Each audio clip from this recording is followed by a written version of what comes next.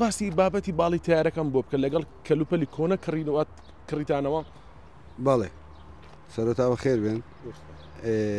ئەشیایی ئێرە بای دەرێن بازاری کۆنەفرۆشان ئەو باڵە تایارەش لەگەر ئەشیان هاتیە سکراپ نازمان بۆ سکراپ ئەشیا زۆر لێرە هەم شت بەدەست دەکەی چی دەوێ بەدەست دەکەی ئەو کە نرخیشی زۆر هەرزانە کە دەچی لە شەریکان دەکڕی بە نیوە نرخی لێرە دەیکڕی کە لە بۆ نمونە لە شەریکان بە 50 وەرەقە لێرە بە 25 وەرەقە دەیکڕی کە شتێک بە 10 وەرەقەی بە 2 وەرەقە دەیکڕی بۆ نمونە تای شۆفڵ و ئەنوع تایە لە جیان 25 وەرەقە و 20 وەرەقەی لێرە 2 وەرەقە چەندی بارەکەی بارکە دانێ بە 2 وەرەقە.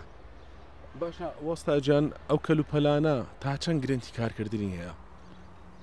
والله ئەنوعی تێدە تا 180 مانەیە کار دەکات تا 185 مانەیە 800 کار دەکات بە شەر دەیفرۆشین هەشە بە خۆڵ و زبر دەیفرۆشین دەڵێن ئیش ناکە کابرا بۆ خۆی دەیوێت چای دەکە و مەکانی گەورێ و گچکی هەموو نەوە زۆر شتێکمان لایە. بابەتی باڵی تیارەکە چ کەسێک مشتری ئەو بابەتە بوو؟ وڵا ئەمە نردمان بۆ تەفنیشی چکە ئەو تایارە دیارە خەڵی هەبوو شتی هەبوو و تەفنیش کرایە و ئەمەش چوینە بە لە شەریکان کڕیتمانەوە و تەفنیشمان کردەوە و دامانە سکرابی نردمان لۆ ئاسنی.